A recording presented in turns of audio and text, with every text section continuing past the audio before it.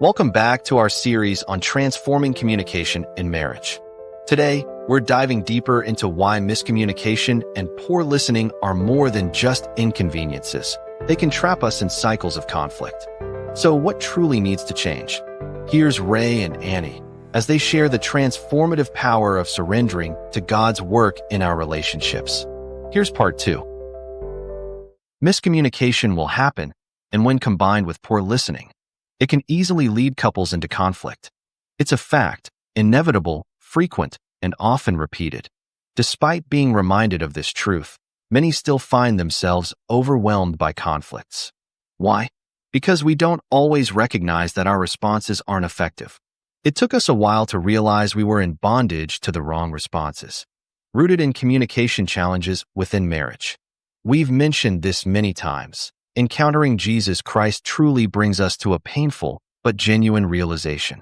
It's painful because we know that embracing His transformation requires us to die to our old selves and welcome His work in us.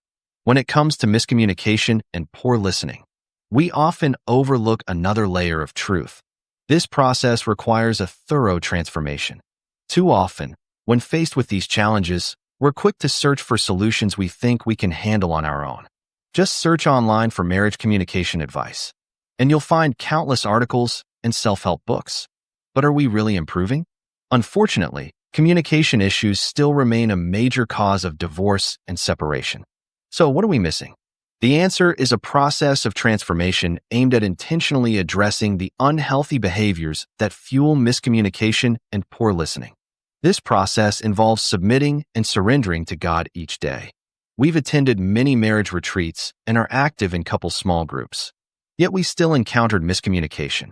It was only when we genuinely reminded ourselves that our relationship with God through Jesus Christ goes beyond religion that we started to learn how to approach each day.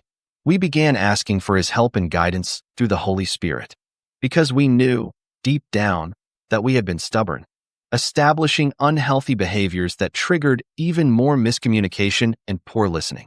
We had to embrace God's transforming work.